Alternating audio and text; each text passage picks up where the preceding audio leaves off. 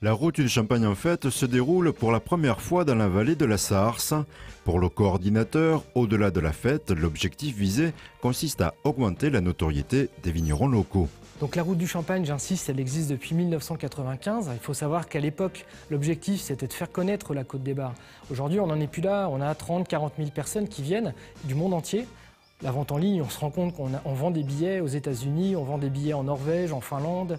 Ça fait maintenant 18 mois qu'on prépare cette fête et on sent la pression monter et on a envie d'y être. Ouais. Pour cette édition, Étienne Bertrand met l'accent sur la grande diversité d'approches des 16 caves participantes. Le concours des rosés des œnologues de France, en 2016, il y avait 9 médailles auboises sur 17 médailles.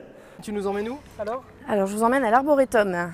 On a planté autant d'arbres que de pays où on est représenté.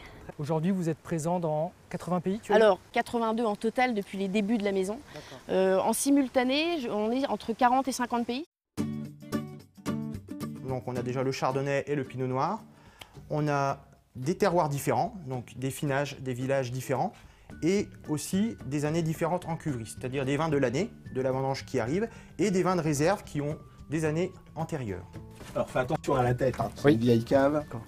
J'ai vu que tu proposais un rosé de saignée à la dégustation le week-end de la route du Champagne. C'est vrai que je pense que c'est un peu notre spécificité ici dans le vignoble. Nous sommes maintenant à Bragelonne, au Champagne Camille Marcel, chez Adeline Bonnet qui va nous expliquer comment elle vinifie ses vins. Alors, depuis l'année dernière, on a décidé de vinifier en jarre.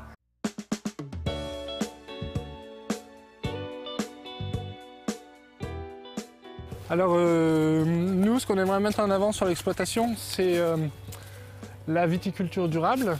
Je vois qu'on marche dans l'herbe que tu as semée là. Tu ne mets aucun produit chimique au sol. Prêt pour la route du Champagne en fait. Vous serez les bienvenus. Organisée par Capsé, l'édition 2017 se déroule les 5 et 6 août. Le tarif de la flûte passeport permettant d'effectuer 16 dégustations s'élève à 25 €.